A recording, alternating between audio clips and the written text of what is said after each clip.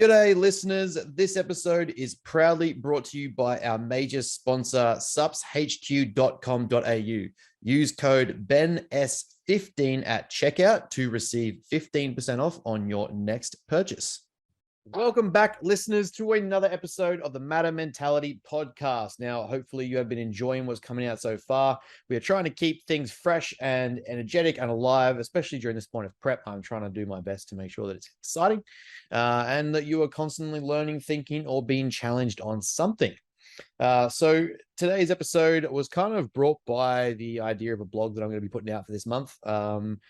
As I am kind of obviously in a deep state of prep and calorie deficit, energy deficiency. And it kind of got me thinking about ways in which I see people struggle to diet, struggle to cut, struggle to stick to diets, and kind of, well, bitch and moan about the suffering of challenging themselves with the diet.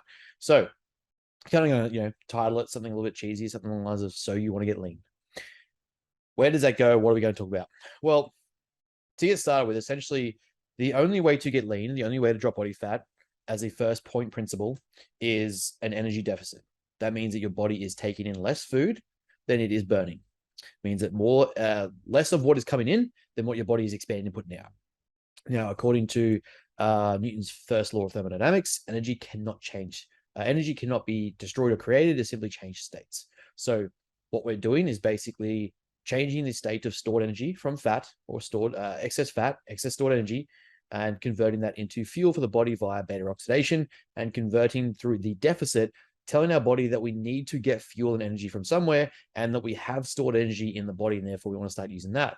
That is what churns the body's fat stores into fuel, and how we go about getting energy from ourselves. And obviously that's how we get leaner. The less fat we have on ourselves, the less layers that are over our muscle, the more visible the muscles become. Now, what happens because of this? Essentially, the body will start to challenge you. At a certain point, a certain degree, the body is going to challenge and fight back because it wants a state of survival. It wants a state of balance. It wants a state of stress-free. Meaning, there is going to be points in a cut phase, in a deficit, in an energy deficit of energy availability, that is going to fight back and turn against you to prevent this from happening. The body doesn't care that you're dieting. The body doesn't care that you're going through a cut. Doesn't care you're trying to get shredded for a photo shoot or be on stage. It wants to survive.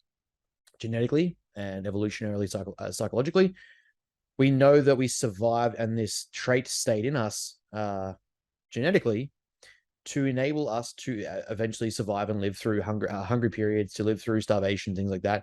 We are being prone to find food. We're being prone to move less, save energy, conserve fuel, and basically preserve as much as we can. Since we have less coming in, the body flicks a switch and goes, hey, well, I know if I'm not going to get any more food, you're not going to feed me, I'll make you do less. And we start to downregulate our NEAT. We start to go through a downregulation of metabolic output, meaning that the body wants to do less, it wants to do more, it wants to do less and rest more, wants to be less active and less fidgety. Your training, your exercise intensity, things like that will drop off. You're not conscious of it. If you're not tracking your data points, it will slow down. If you're not tracking your steps and output, it will slow down. If you're not doing all those sorts of things, it will work against you. So this gets hard. It does eventually build up on the body, eventually gets hard, takes its toll, mentally, physically, emotionally, neurologically, and hormonally. We have two hormones that play a huge role in how hunger works and how we feel when we're hungry. This is our leptin and ghrelin levels. Now, when this happens, basically what in a normal state person, we will go through a point where satiety kicks in once we've had enough food, and we'll say, hey, look, we're pretty satisfied with what we eat. When we are full and we have basically got to food in the stomach and we are satisfied and eventually we've had enough to eat, we'll then notice that our appetite goes down and that our satiety is up, so that we're satisfied and we're not craving any more food. We are full. This is how the body auto-regulates hunger. It auto-regulates food intake. It auto-regulates our survival mechanisms. Now, in the presence of a drastic energy deficit, meaning you're trying to get shredded, there are going to be points where the body fights this, and that is that your satiety is going to be impossible to reach. Your appetite is going to be through the roof. You'll be ravenous. Now, this is going to affect a lot of things. And this is where people misunderstand binging and post-diet phase, binge eating and feedback loops of consistent hunger, wanting to crave and snack and sneak all the foods and all the meals and not tell their coach, blame bodybuilding for the reasons why they've got XYZ problems, and they have this poor relationship with food. The fact is, they haven't really been prepared or prone to understanding how that works and why it's happening.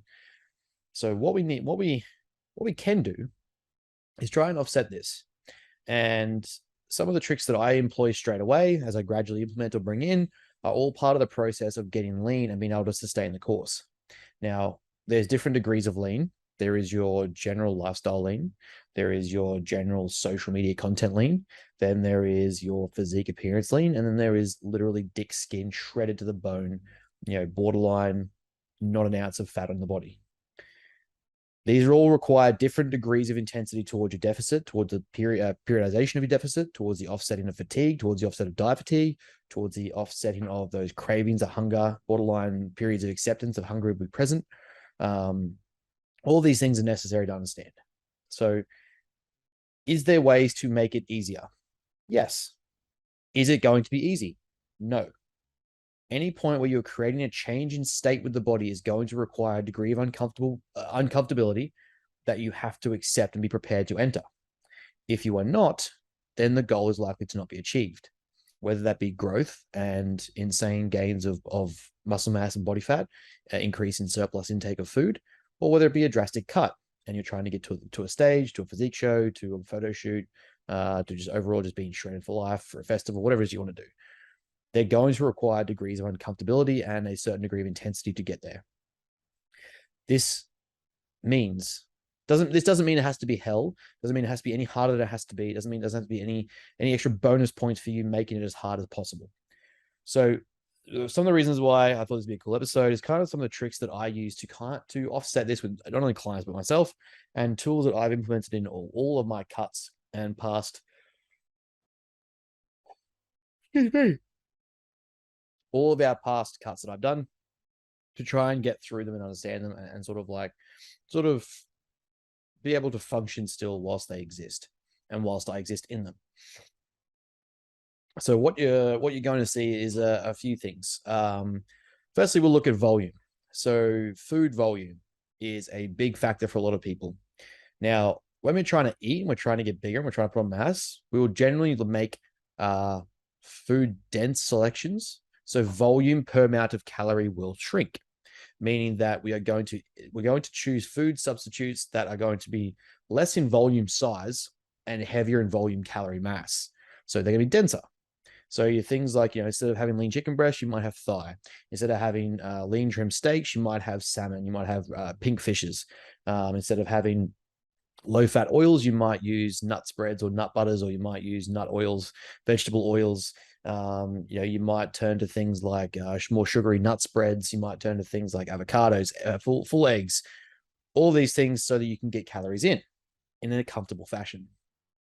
Now, inversely, when it comes to getting lean, we start making volume changes to at least instigate a bit of satiety and satisfaction and fullness. Though it may not be enough to tick over complete satisfaction, we can make ourselves fuller and enjoy food a little bit more by making larger volume selections of food, as opposed to trying to fit in. And this is one of the things that I'll talk about that shits me. Trying to fit in all these, lush food choices and XYZ pancake, donut, knockoff, brownie, cherry, wheat bix, cheesecake crap. Essentially, you can we start making more voluminous choices to get in more food to feel fuller during that period. Now, this means that it might be along the lines of having more leaf greens or leaf salads, because the amount of calories per 100 grams are next to nothing. So you're going to have larger quantities of salad. Now, your meat selections, you're starting to looking at the satiety index and look for meats that are higher in satisfaction, satiety, and less that are higher in protein, but obviously also ticking off the satiety index. So we're talking about things like egg whites, fishes, and white fishes and chicken breast. These sorts of food options keep us satisfied for longer with the same amount of calories, the same amount of meat, than if we went to something like a pink fish or a red meat that will take up more room for less calories. And that's going to give us less volume, less satisfaction, less fullness in the stomach. So our leptin and ghrelin levels aren't going to tell us that we're full and we're satisfied. Then we'll start to look at our carbohydrate sources and things of that nature. You might look at things like potatoes instead of rice, because rice is very dense, easily consumed calorie. easily consumed food source that's it's tasty, goes in many dishes. However, it's very easy to get a large amount of calories in a small amount of size. So for me, a big easy swap there is we start moving towards things like Spud Light Potato, and that way we're getting a satisfied taste, texture, flavor, and a high satiety index food source. So it means on that Spud Light, we're going to be happier, we're going to be more content, we're going to be satisfied, we're going to get a filling meal in, and we're going to be ticking over the carbohydrate needs that we have for the day, even though they're less or we have lower calories available. Now, what else do we do? A big one is looking at we're looking to offset or slow down consumption of food. Now, as a prep goes on, you start getting really hungry and you start getting really ravenous and you're craving food. A problem I find with a lot of people is they don't take the time to enjoy their meals, slow down, and digest it properly. They will just simply scoff. And the faster they can eat it, the faster they think they'll feel better, and the faster they'll feel happier and satisfied and content. And they've hit all the flavors and they've got a good meal in. However, the speed at which they consume it is going to lead to uncomfortability. They're probably going to bloat, feel like crap, and then it's just going to pass through them, and they're just going to be hungry again faster. What we see is if you take the time to slow down the meal, slow down digestion and consumption, you're actually going to be less likely to crave faster, and you're going to be able to enjoy the meal instead of just ravenously consuming. Some of the easiest ways we can do this is alternatively swapping your hand for utensils. So for a left-handed fork user, a right hand becomes harder, and we start to slow down. Another option is a smaller utensil, smaller spoons, smaller forks, smaller knives, and a really favorite one of mine is chopsticks. Now, you can get really good at chopsticks, but you can only eat so much. You can only get so much with a chopstick that's really, that's going to get up a large amount of size. So for me, an easy one there when I have like rice dishes on a high day or something like that, and I really want to enjoy it, is I'll pull out chopsticks and I'll take the time to really enjoy each bite, each mouthful, each serve, and kind of take time to enjoy it for what it is. As opposed to what I did in my first preps, where I would just get a knife and fork and I would just devour food. And I would honestly I would just inhale it and go through like nothing. Learning to slow down and appreciate the food for what it was and not just the fact I'm going to scoff it allowed me to recognize the benefits of food and nutrition and how good food can taste. And the moment when we have food, how to enjoy it mindfully, how to be present in the moment whilst I'm eating it, and kind of explore the sensation, not just sort of devour the food and hope that that's enough. That's a really big one for me that I think a lot of people misunderstand and don't really apply. Another one, I think the biggest one that a lot of people misunderstand or don't want to accept is acceptance of hunger. There's only so much you can offset hunger during a deficit, especially as an aggressive deficit exists. And you need to be cautious of that because you can't substitute it with every possible thing. There's going to be issues with digestion. There's going to be issues with food selection. There's going to be issues with calorie adherence. To stick to your calories and stick to your guns and be adherent and consistent in the plan, to a certain degree, there's going to be hunger. There's going to be energy deficits. There's going to be a low availability of energy. You're going to be slower. You're going to be sluggish. You're going to be tired, exhausted. Your training performance is probably going to go down. Your strength is going to go down. All of that is part of the process, and you have to be accepting of it. A lot of people think they can outsmart it. They can outsmart their body. They can have XYZ foods and sort of trick themselves and all this sort of jazz. Fine, you can try it out, but I promise you it doesn't work. I promise you it doesn't last. Recognizing that for a particular period of time, you're going to have less availability of food is going to be one of the best steps to accepting the presence of the hunger and stop trying to avoid it. When we accept the presence of hunger, and we mindfully are aware of the signals and feelings we have in our body, as opposed to avoiding or experientially substituting or removing them, we are more likely to be adherent. We're more likely to be sustainable. We're more likely to enjoy the process because we know that just like feeling fullness in off season is present, or feeling full in a growth block or a growth phase is part of the process, we also recognize and accept that hunger is part of the process. It's a dichotomy of choice that you don't get to mutually exclude. You can't decide that you want to be full and get big, and then also now I want to get shredded, but I don't want to have the hungry feeling. I feel worse in an off season when I'm growing on 6,000 calories, 7,000 calories, whatever it is, 5,000 calories daily, versus how I feel when I'm hungry and I'm going through a cut, because I know that I can still be active in a cut. I can still do things. I can still move my day around, make life happen. I can still, I'm leaner, I'm shredded, the benefit of having abs and getting like shredded for stage versus an off season. If I miss a meal, I drop half a kilo, I drop a kilo. If I miss a day's worth of food, I'm behind. If the point to an off season or a growth phase is to get bigger and put on mass and get bigger for the next time on stage, then missing meals is unacceptable. It's just not allowed to happen. Whether that be calories across the day in total or the meals specifically over the day, I have to eat them back, which usually leads to a lot of uncomfortability and general discomfort in sleep patterns, in training performance, in digestion, acid reflux, a whole list of things that come with being oversized, putting on large amounts of weight and eating large amounts of food. So the acceptance or the enjoyment of the lifestyle when it suits you doesn't appreciate the fact that we are going to have periods of being lean that require being hungry, just like we're going to have periods of being full that require a bit of excess body fat and being fuller and being uncomfortable with, distended stomach or bloat and things like that. This is a big issue for people because they can't seem to comprehend this and they want to try and avoid it. With every trick food and every meal and every volumizer, they come up with xanthan gum this and artificial sweetener that and sugar alcohol this, and I'll fit this bar in here and have these. Don't get me wrong, you can make them work, but in small degrees, because in large amounts of these things, you're going to get a lot of stomach problems, a lot of bloating, a lot of digestive issues, and you're going to end up looking watery anyway because of stress. There's only so much you can do to offset the hunger. So if you're able to accept that it's going to exist, you reduce the significance or the severity of that hunger itself. Another big one is your sleep. Now, we know people that are lower in sleep not only lose less fat, but they also lose more muscle mass of the fat and weight that they lost.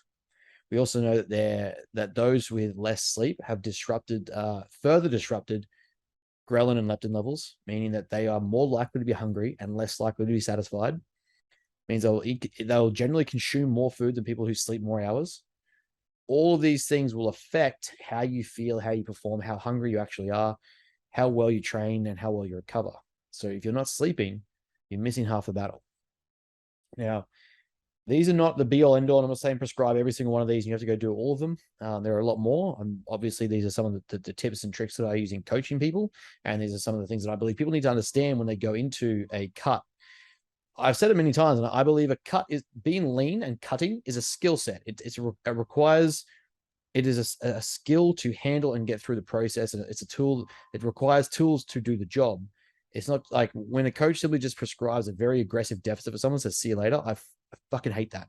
I find it so frustrating because someone who hasn't been exposed to a large deficit before, a large degree of hunger, is going to go through a world of problems they've not experienced before and not be competent at dealing with them and not have the ability to get through the process, which is then going to lead to them probably binging, falling off track, regressing to previous weights, or over consuming in an attempt to satisfy the urges and cravings and say that it's a cheat meal or it's a refeed or what have you. When you provide tools like this, it enables someone to have a better chance at sustaining the goal, which is then more likely to get more motivation, which is then more likely for them to adhere to the process, stick to this plan and get back on track, or just stick to the track and get where we need to go. So for me, it makes a lot more sense that we actually explore how we can apply some of these hunger tricks, not to completely avoid hunger, because we shouldn't be trying to avoid part of the process. If you're into the lifestyle of rebuilding your physique or building your physique or improving your overall stage presence, your look, your show, your shape, then you need to be accepting of the existence of both the dichotomy of fullness and hunger, off-season fluff and on-season shred, performance and strength, loss of functionality, hormonal normality, hormonal irregulation. These are all parts of the process that come with such an extreme sport and hobby. And obviously the variation in the degree of your goal will affect how much your deficit is and how much it affects you. But you still need to be accepting of the fact that any degree of energy deficit is going to result in a degree of hunger, because the body is simply trying to tell you, hey, I need food coming in. You've slowed this down. You've stopped providing me the means by which I was consuming energy, and now I need more. That's just the way the body subconsciously is going to work to make sure you keep feeding it and it's got fuel to survive. So when you understand that, and we look at things like terror management theory, everything the body does is simply in presence of trying to survive. At a basic psychological level, we are just a skin, a vehicle of meat that carries around a functioning cognitive brain that does everything it can to survive and make sure it stays alive enough to reproduce and pass on its cells and its genetics and make sure that the species progresses. It's really all we're trying to do. The conscious thought and our sentient reality, our sentient lives we have, is obviously a bit different to that. And we get to make these, the argument of determinism versus free will kicks in. But underlying the process, we can't deny that these psychological or evolutionary psychological traits will kick in, and these behavioral traits will kick in, and these biochemical traits will kick in, and they'll make us want to do certain things in response to the fact that we have an absence of energy. So it's just a tool by which the body survives. You don't want to resent the body for trying to help you survive. It's not how it works. You are saying, I want to get lean. The body says, I want to fucking eat. So pretending that isn't the case is just going to make things harder. If you can accept the existence of the hunger, if you can accept the presence of the feelings that's going to come with it, the emotional irregularity, the lack of energy, the lower performance, the easier to snap, the easier trigger finger, all these things, it helps you get past them because you can understand that it's going to come and you can work through it. You can work on skills and tools to get over it. You can practice acceptance and mindfulness to explore where those thoughts and feelings are going. How does this actually make me feel? Am I really hungry or am I just bored? Am I thinking about food or is it because I've been told I can't have food? One of my favorite things to kind of leave you with is you're a grown adult. And firstly, grow the fuck up. If you think that you can't eat, if you think that the world is restricted and you're oppressed because you can't have some food for a few months, firstly, you need a hard reality check and a shock to your system because that's a load of shit. The truth is, as a grown adult, you are free to make whatever choice you want. That choice can be anything with anything to do with anything you want. So if you are simply wanting to get leaner, you are free to eat whatever you want. That does not mean that you are free from the consequences. You can't have cake and you can't have, an extra 3,000 calories a day from cake and donuts when you're supposed to be on a 2,000 calorie diet to get shredded over 4 weeks and expect to have the outcome of someone who is sticking to that 2,000 calorie diet. It's not how it works. You've made the choice. You've had the cake. I hope you enjoyed every piece, but you also need to be accepting of the decisions that you've made. And that is, I'm free to make this decision. And I made that decision to have cake. At the same time, you are free to make the decision not to have it. Every time you make that choice to stick to your diet, you're choosing that the goal that I want in the end, delayed gratification, we talked about it before, is more important than the value I place on the feeling of having this piece of cake in the present moment, instant gratification. We talked about that before. That's how you need to comprehend dieting.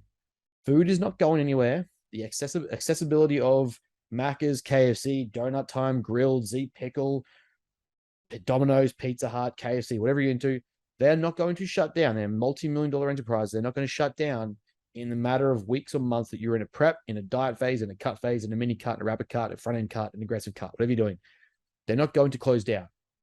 So you need to be accepting of the fact that I may just eat less of this food in this period of time, but once I'm done and I reintroduce calories, I will have a bit more freedom to flexibly fit this food in and enjoy it. So this is a skill that you need to comprehend and master mentally that will help you get through it physiologically. Unfortunately, a lot of people don't comprehend this or understand these things, and they'll just say, hey, here's your calories, F off and go suck it up. Not really how I work, but, people get results. That's cool. But when we can understand these things, it makes the process a little bit easier. And 1%ers make a big difference. I'm sick as tired of seeing people like, oh, the fat burner doesn't do this and this product doesn't do anything. It's not really worth it because it only makes a 1% difference. When you're trying to get to the degree of lean that we're trying to get to on stage or in a physique-based contest or an appearance-based contest or even to a photo shoot level, those 1%ers make a huge fucking difference as to whether or not you're feeling alert that day, you've got energy that day, you're feeling better, your training performance is going up. So when I see these plebs make statements like that have never been that lean or never been that adherent to a diet or never been that strict before, never been that restricting of themselves and their desire to get lean or to put on mass, like they don't know. And those arbitrary, personal, subjective reactions to products or to things or choices, they matter the greater the degree of your goal. And if we can make those things a little bit easier on ourselves to get through the whole process, I'm all for it. So, that's just a thing that I like to, something I want to explore to kind of give you a bit more of in-depth understanding of how to get through a diet phase. I can say how to structure your meals and your calories and your food, and that's fine. That's a whole episode we can go through. But actually understanding some of the tricks you can utilize to help with the diet phase to make it a little bit easier, sustainable, enjoyable, and get through it Also, add fucking flavor to your food, people. I'm sick and tired of seeing people saying that dieting has to be boring.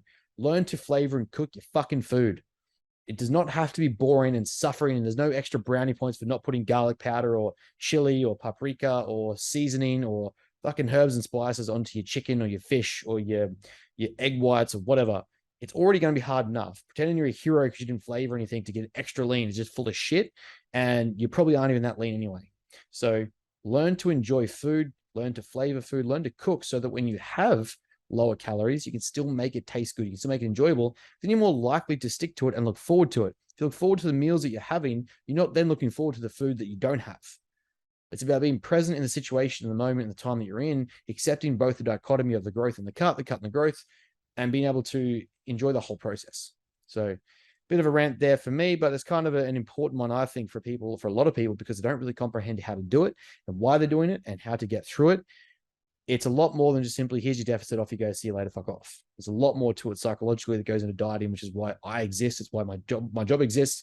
It's why my study exists. It's why I'm versed in the things I'm trying to be versed in, is so that we can have those things. So yeah, all in all, that was just a little bit of a rant there regarding how to get lean, or how to sustain a diet when trying to get lean and offset some of the responses the body will throw at you in order to reduce your energy deficit.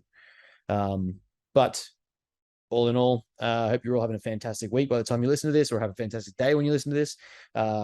Just a reminder that coaching is still available if you're interested in learning a little bit more about nutrition, dieting, getting lean, getting stage lean, building a physique, getting stronger, bigger, growth, muscle mass, whatever you're trying to do. Reach out, book in a consult, DM me, leave some comments, leave some likes, subscribes, whatever it is that you need to do, all that cool jazz. And I will talk to you all again soon. Cheers, guys. See yous.